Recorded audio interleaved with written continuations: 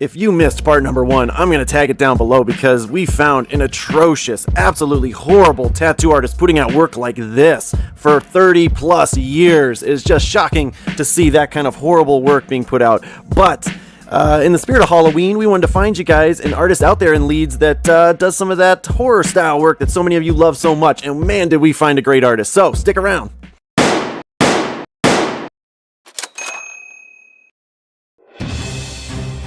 Hello, welcome to the show. This is HackHunter, where we review some of the best and worst tattoo artists you can imagine. This episode, we're heading out to Leeds, where we found a pretty incredible tattoo artist by the name of Jemmy LaVey. Now, always do your own research, you guys know that by now, but let me show you what she does.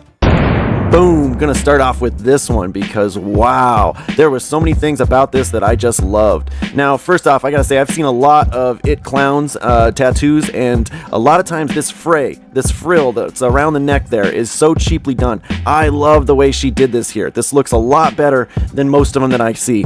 Also, with the reflection in the balloon, that is just great. The texture on this kid's little raincoat, I love it.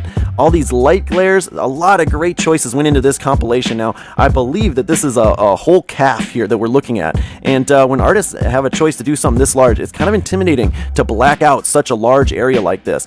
You just never know. It might look a little too heavy, a little too saturated. But I think Jemmy did a phenomenal job here of kind of balancing out that contrast with the highlights. And she chose some great places to leave skin breaks to really accentuate the places that you want your eye to look.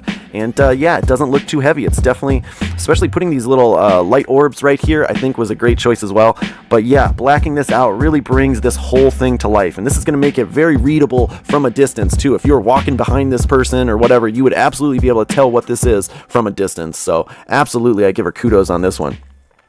Now, she doesn't just do Halloween or horror related stuff, but she did have enough of it in her portfolio that I was really impressed with, that I feel very confident recommending her to you guys. Now, I don't take it lightly. Recommending artists to you guys is something we take really serious here at HackHunter. I want to make sure I'm recommending artists that not only put out great work, but have been putting out great work for a long time. Their technique looks solid, their healing looks solid, all of that. And Jemmy here is definitely a top tier artist. She's got some phenomenal application technique. Look at the texture she got down in these gloves here. This is on somebody's wrist. This is not a large area, and she did a great job without overworking or irritating the skin too much. You can damn near see the dirt under the fingernails there. I just love it. And again, using this much of a skin break here was a great choice considering she blacked out a lot of this and created such great contrast. You also need to balance it out, and she balances it out very, very well. This one, oh man, the Michael Myers, right? Michael Myers? Yeah. Man, look at that pitting, all those little bumps and divots in his face. She went the extra mile for this client, and it absolutely shows. Again, a really large piece, and it's readable from a distance. Man, this is just really, really top tier work. Really, really great to see. This Joker one, oh wow, it just drew me in. When I saw it, I had to look at the rest of her portfolio because this is some phenomenal detail. She did a great job with that dirty, stringy hair. She did a great job with the details on this shirt. Look at that. I think a lot of times artists kind of pick and choose where it's important to put those high definition details and where it's not. And some artists might have just skipped out on doing the detail on the shirt, or they might have made it kind of an afterthought. But I love how detailed she went with it. Look at that around the wrist. It's so clear, so clean. And then the buttons there as well. She did a great job. And this smaller little piece overlay, it just looks great.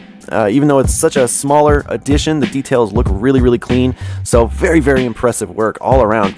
Now, I want to show some of her other stuff just so you guys, she doesn't just do horror stuff. And of course, I got to show the little baby Yoda.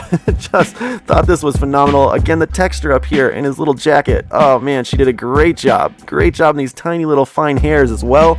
And again, another great use of contrast. To black this out is really smart because these little fine hairs up here are so thin and white that you almost want to have a crisp, solid black backdrop to be able to accentuate that and to really define your light source. You can clearly tell the light source is coming from that direction. And so all in all, I saw a lot of great choices, a lot of really well done, well applied tattoos. If you guys want to check her out, Rude Studios there in the UK, Rude Studios on Instagram if you want to find them. They have a great roster of artists, some other really impressive artists as well. And her Instagram is Jemmy J Tattoo. If you want to go check her out, give her a follow, you guys. Obviously, Jemmy J going on our approved list. Go check her out. That's it for this one, guys. If you haven't seen part number 1, though, go check out part number 1. You want to know what kind of artists we're comparing here. So that's it for this one, though. We'll see you in the next city. All right, bye-bye.